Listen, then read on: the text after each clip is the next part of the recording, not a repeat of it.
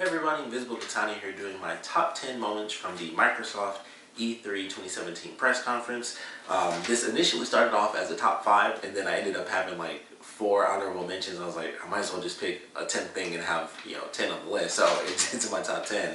But starting at number 10, it's actually just the original Xbox games being backwards compatible. I thought that was actually pretty awesome. I saw something from an account on Twitter. It wasn't like a confirmed account or anything, but this may or may not be true, that it's basically, if you don't have the license, you don't have the actual disc, the games or anything, of course, it'll probably most likely be downloaded. But if you do have the actual games, the licenses will actually be like carried over, so you don't have to worry about doing extra stuff or paying for this service. It's just like you have it and it's legitimately backwards compatible like it should be. So I thought that was cool. For me it's not as big of a deal, but they did mention something that I thought was great, which of course was that the games would actually run better. So that was where it kind of fell into like, oh, does that mean there are going to be upgrades for everything? Like if you have the actual disc, you get to have an upgraded version, or is it only if you have the downloadable version, it'll be a little bit more enhanced? So that was something that I was wondering. They kind of just, it's just a cool little thing that they threw out, not a ton of detail, so I'm looking forward to more of that, because I do still have a ton of my original Xbox games, and I would love to be able to play those at some point when I do end up getting like, well, maybe an Xbox One X. I would love to have that. I think that would be very cool. So we'll see how that plays out with some more information as it kind of, comes down the pipeline. But that was my number 10. I thought it was just pretty cool. Of course, a lot of people cheered for that. It's like, cool, we get to have, it's just that next little step where it's like, it helps you. Of course, once again, it's a limited amount of, games, so it'll most likely be like the biggest games, of course, Halo, stuff like that. We'll have to see how it plays out. Hopefully Jet Set Radio Future, that'll be awesome.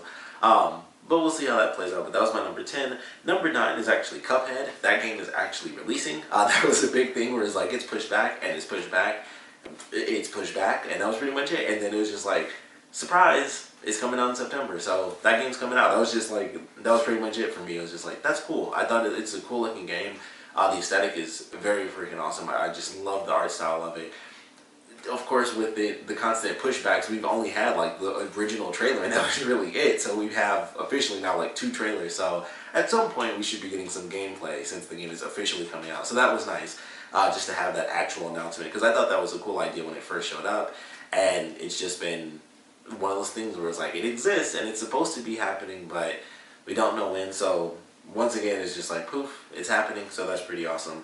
Number 8 for me, this will probably be the one where it's very different for a lot of other people. Number 8 for me is actually Sea of Thieves. I'm kind of excited for that game, and it was one of my higher ranking things when it like first showed up. I think it was like 2 years ago. But this year it was like, okay, it's cool. I'm not really losing it like a lot of people are. Like a lot of stuff I've been watching, a lot of people are like really excited for this game. I'm excited, but it's not that big of a deal to me. I was like, this looks cool. The way they did the presentation was great, because they have like some comedy in there, and we get to see some cool stuff. I have a bunch of notes from all the things we got to see. So we searched, you can search sunken ships for treasure. You actually battle against skeletons. It's like, it goes through the whole pirate thing with lore and stuff like that. They've shown it before. I don't remember if it was like in the last reveal or if it was just some trailer at some point. But there is a Kraken in the game, so of course they have that mystical element in there. They have missions where you get like riddles and stuff that are basically like word maps. So it's like just little rhymes, and you end up going here, solve puzzles and things like that. So I thought that was actually kind of cool. You can trade your goods. They had like the chest at the end.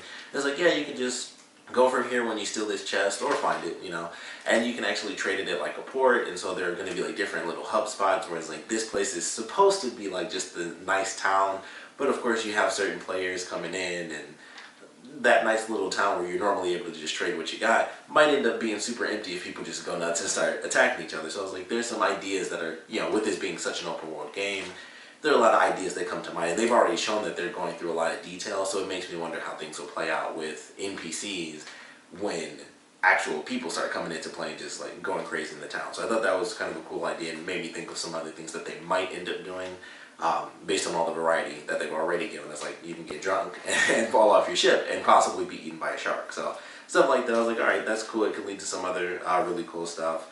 You can shoot yourself from a cannon. That was really cool. They did it at the end. Well, they actually do it twice. They do it when your partner joins you. I just assumed that was some random thing. I didn't realize they got shot out of the cannon. But you get in the cannon, you shoot yourself out, and you can actually shoot to the other player ship that's attacking you as you're trying to go somewhere. And then you can have a cool sword fight. So that was my favorite part, was just them getting in the cannon and being shot through. And then it's like they land on the enemy ship, sword fight, and they start taking out this other ship. And I was like, that I really love. That was my favorite part of that entire demo. But the other stuff was pretty fun too. Just the idea of playing around and having, you know, your team, like even when they're in the caves have like different ways out. Like, of course it was very scripted, so maybe there weren't multiple ways out, it was always that one path. But it was cool. I like that idea. It was like, you know, you have different ways. It's a cave, maybe this way is an exit, maybe that way is an exit to, you know, a different side of the island. You just don't really know. So great idea there, but really enjoyed that. Like I said, it's still just an honorable mention because it was like, it was cool, but it's still just not up there. It never was. Like, I thought it was cool when they first announced it, and now maybe it's just because of the timing, and it was still small. It was still a small amount. It was like, here's one mission, but there's so much variety to that game, and I feel like we don't get to see the variety that I'm really looking for. So that's kind of why it's still way down there at number 8. Number 7, and it's a shame that this is actually beats Sea of Thieves, but it's a game called Shift, and you may not have even noticed it because it was during like the montage thing. Honestly, it excited me just from that little clip because it was like a ninja game hack and slash sort of deal. That was pretty much all it took. The aesthetic looked really awesome too, and that was pretty much it. It was on there for maybe 5 seconds total, and then it flew past. I tried to look it up. A bunch of other games came up when I look up Shift, so I'm like, I don't even know when this game is coming out or who it's by or anything, but it caught my attention in like those couple of seconds, and so that's why I hit number 7 for me. But going to number 6, we actually have the brand new console, the former Scorpio, now known as the Xbox One X, which in no way, shape, or form will ever be confused for the Xbox One S by parents who don't play video games, so that's not going to happen at all. But it's $4.99. That's not bad. Of course, you know, it's got all the gigabytes and everything, you know, all the numbers that they were touting since, you know, last E3. So none of that was a really big surprise. It was just like, when is it coming out? What's the price going to be? $500 isn't crazy. That's still, you know, it's amazing that even with everything that's in it, it's still $100 less than what the PS3 was when it first came out. So I always that's always the bar. It's like, is it going to be as much as the PS3? And I don't think anything ever will be again. Maybe, because the technology actually is worth it at this point. But $500, I'm sure, you know, over a certain amount of time that'll start to go down. We'll see how that plays out. They mentioned that they're lowering the price of the S even more, because that's already a bit cheaper. So that's going to be even lower, and it'll really make a bigger gap. And it's like, well, I don't know how that will affect sales, because you will have a lot of parents where it's like, you know, either there will be a bunch of confusion, or if there is confusion and it's like, oh, well, they wanted the X, which is this price, and then I could just get the S for this price, they'll probably go for the S. But at the same time, you never know with parents. You might get it, you might not. You could always lie to your parents and say that the games don't work across all consoles, but who knows? But I thought it was cool. You know, like I said, it's at my number 6 because it's like, we knew it was coming out. It really was just, when is it happening, and what's the price for it? So the price isn't too bad with as much as they have. They, you know, they even talk about, like, we have the liquid cooling chamber like a PC. So it's powerful. It's the most powerful gaming console there's been. It's also the smallest Xbox, which is very interesting, although we don't get to see a physical version. I'm pretty sure IGN has some stuff you guys can check out where they have a physical version of it. I haven't gotten to see that yet because I wanted to do this video since I'm pretty far behind. But I thought that was cool. It's like, alright, it's not only the smallest, it's the most powerful. It's kind of up there in the price, but I guess that's to be expected. I think everyone kind of expected it to be on the higher end anyway, considering all of the stuff that's going to be in it. So it's not too surprising that that's where it's at. I would love for it to have been like, hey, it's going to be, you know, closer to $400 or something like that. I would have really loved it. I think just $100 less would have been perfect, I think, for this sort of equipment that they're using. But I'm not surprised, because the equipment that they're using. So still decent, but like I said, not really in awe of it. It was just like, yeah, but I thought it was cool. It's the new console. It's what I've been waiting for. I think what a lot of people have been waiting for. When, how much, and we got that, so that was nice. Now, getting to what was initially my list, my actual top 5 moments of the conference, starting at number 5, if I can actually find where the heck I put my 5. I scratched out so many things on here, it's insane. But number 5 for me was actually Metro Exodus. I thought it was great. Like, as soon as I saw it, I was like, what's this going to be? And as it went on, I was like, I know what this is. This is going to be the third Metro game. Honestly, it excited me just because, for one, it looks phenomenal, and two, I like the Metro games. I actually have the first two. I've only played through the first one. I haven't even beaten the whole game because I got stuck at a part and it was on Steam. So once you stop playing the Steam game, you forget it even exists because you have a million others. So I haven't even beaten the first game, but I really enjoy it. I just love the aesthetic of it. I don't know if it's going to be the same character. I don't know the fate of the character from the first two games, but I knew that it was clear that there was a difference because it's like, oh, things look different in the environment because it's been such a long time after certain events within the universe. I was like, oh, the way things look, it looks different. It's a lot of nature and stuff. There's a lot of orange colors, and the way they do items, or mostly weapons, I thought it looked great. So I was like, we get to see a bit of the underground with the gross, like, mutated rats. Then we get to the dogs, and then we get to the bear, which was really intense. So I love the way they did it. They had the introduction of a character at the very end, another non-playable character, but all around, that looked really good. And I just, like I said, haven't even played through the first Metro game in its entirety, but I really like it. I just think they're really good games, and it also looked really great. So it was very simple, but it just caught my attention. I was like, I like this. And maybe it was also because it was one of the early things, and it was just like, that was one of the first things that really, really grabbed me. And I was like, I like this. So that's why that hit my number 5. It was just like a small little thing, not that big of a deal. It was really just the introduction of it, and it was great. So I really loved that. Moving on to my number 4, Crackdown 3. I love the first Crackdown. Never got the second one, but I'm really excited for this. We didn't get to see a ton of this, but there's like the whole destructible thing. It was really like the montage trailer, so I'm hoping we get to see, maybe there'll be some interviews throughout the week with, IGN, GameSpot, all that stuff. Maybe we'll get to see the developers talk about it, like, yeah, this is like the E3 demo that we truly have. We see the big building explosions and stuff like that. It is 4-player co-op, at least based on the trailer, unless that was just to deceive us. That would really suck. But it seemed like it was 4-player co-op. It was 4 people, like they were running and jumping through the air. Loved that idea. It seems kind of like it was in the first 2 games, or at least the first game. I believe it was the same in the second. But you basically get like 4 character models, and that's pretty much it. So I'm excited to see how it plays out. But like I said, we don't really get to see a ton of stuff. We see them pick up like a car. We don't even see like a ton of crazy stuff even from the trailer. It's mostly like a lot of shooting. We don't even get to see like, one of my favorite things, basically, I would always just boost agility and strength, so I could just run really fast, and then I could just like punch a car and it would just fly down the street. We don't even see like some of that, and that's like minor destructibility. So we didn't get a ton, but it was still awesome to see where it was like, hey, this is truly happening. November 7th, so it's coming out with the Xbox One X, which I think I forgot to mention that, but it comes out November 7th. Like I said, the 4-player co-op thing. So I'm excited to see what they do with that. Like I said, I would love to see more, because I saw the trailer before where it's like, yeah, we can do this because of cloud computing, and we can have all these crazy systems run at one time, and you can destroy an entire building, and it'll collapse in the background as you're blowing up another building in the foreground. So I would love to see some more of that, because they didn't really show it off as far as like actual gameplay. So I want to see more, but I love the first Crackdown just by itself. Like I got to play the second one, but I don't own it.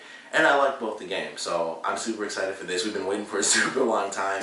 It's one of those unique open world games because you play the super powered hero, and I'm excited. I'm excited to get back into that world and really see where things just continue, especially going from the second game, which like introduced zombies and stuff like that. And like I said, I didn't beat it, so I don't know how that story ended, but excited to see where they take things for this third game. Plus they have like the whole intro with Terry Crews, so that was a nice little funny addition there. But that's my number 4. Moving on to the top 3. Number 3 for me was Anthem from BioWare. That was one of my things that I had in my top 5 from Electronic Arts yesterday. I didn't know what it was at the time, but I was like, I like BioWare, I like Mass Effect, they do great things with Dragon Age. I'm excited to see what this is. And it's pretty much what I thought it was. It's kind of a blend of Dragon Age and Mass Effect, where we have, it's not really as mystical as I thought it was going to be, but it's definitely got that mystical element with the creatures and stuff. They could actually just end up being aliens. That seems like it might be more along the lines of kind of Mass Effect, but it looked great. Like they even mentioned in the actual trailer or in the demo they have, that was in-game footage. So I was like, that looks freaking great. Like that was real in-game footage. They have the cutscene start off, it's first person. the game seemed like it was first person, but maybe you just don't get to see the character. You just get to maybe you pick the character and the voice, but you don't actually see them that often. But it was great. Like, it looked great, and then you get into the action, and then it's like drop in.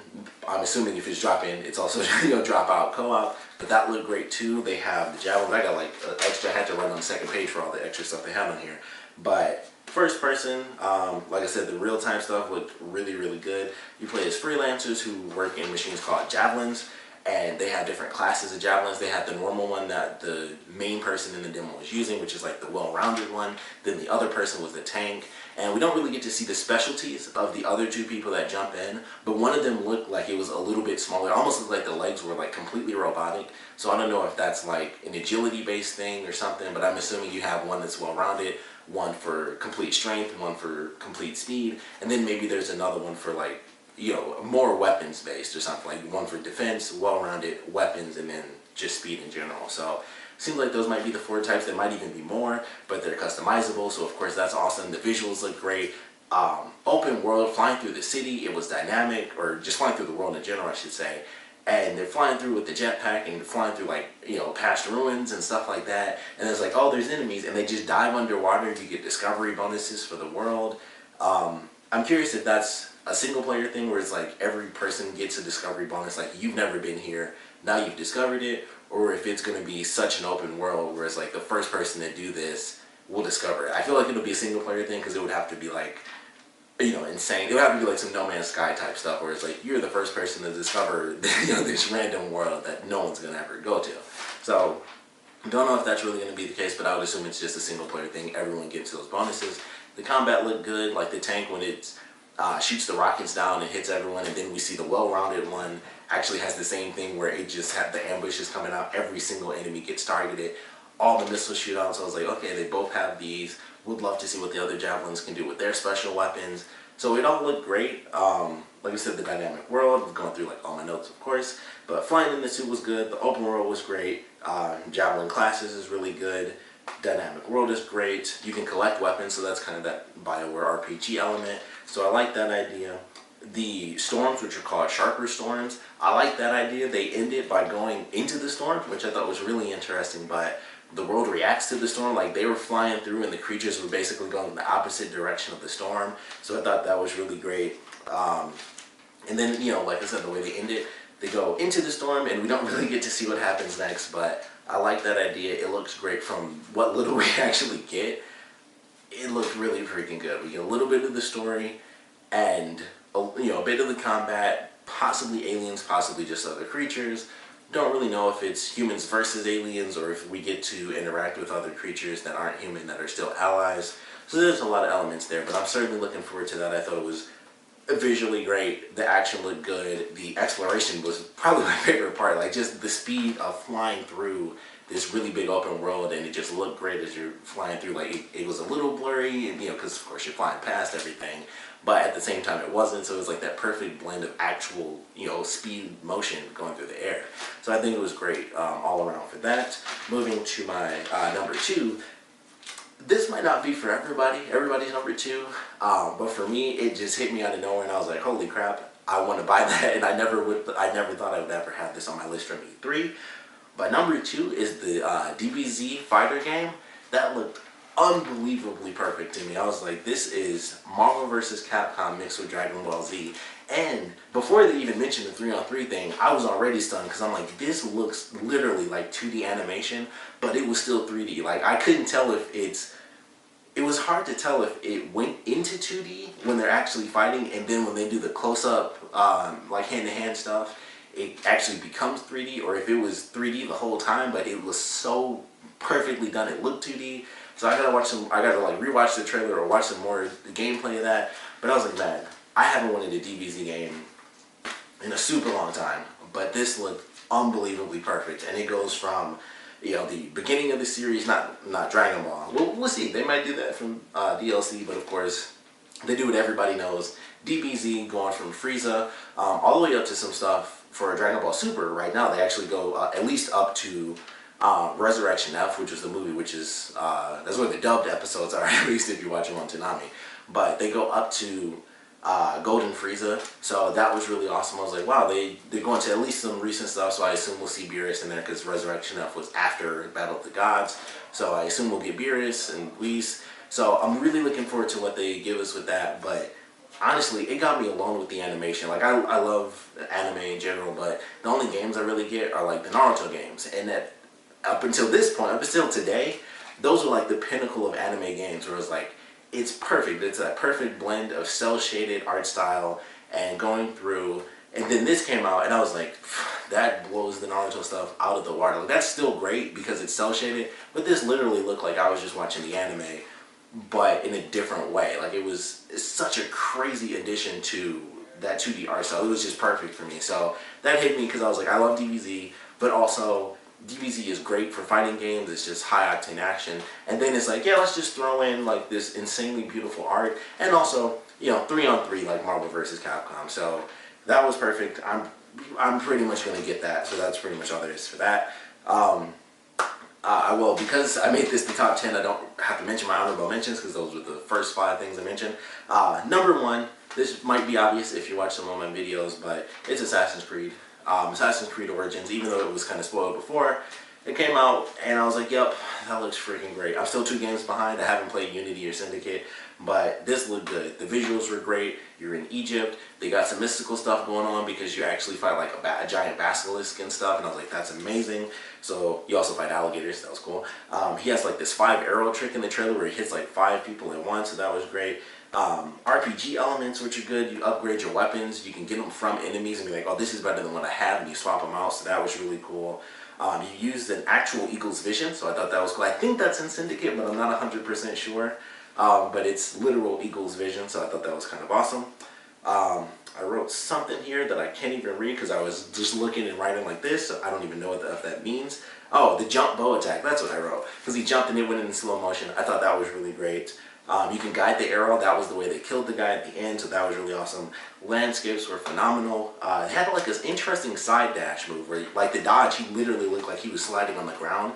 It's like, okay, that's interesting. But that was my number 1. I'll spend way too much time talking about that. It was just like, I love Assassin's Creed. It's one of my favorite franchises, and I never really felt that fatigue like a lot of people did, but this seems like them taking that extra time off, I think is going to pay off. So I'm super excited. The visuals just look unbelievably beautiful the way they did it, and just seeing them recreate Egyptian times is way cooler than seeing them recreate any other times they've ever done, because it's like, yeah, we have history books and a billion movies do this time and that time. There are a bunch for Egypt, but so much time in that period I think is going to do great for visuals and stuff. So those are my top 10 moments from the Microsoft E3 2017 press conference. Would love to know your favorite moments, how you would rearrange my list, what made yours, what didn't make yours, what else you're looking for, what info you're looking forward to most from the games we got to see, favorite exclusive, least favorite exclusive, just what caught your attention the most. Of course, I want to know what you guys thought about the Xbox One X. I still like Scorpio better. I feel like I always like the names that they come up with as the replacement names, because the first one they had for Xbox One, I don't remember what it was, but I liked it more than Xbox One. But that's just me. I always like their like placeholder names. But we'd love to know what you guys thought about this conference, so please comment below, let me know, and thanks for watching.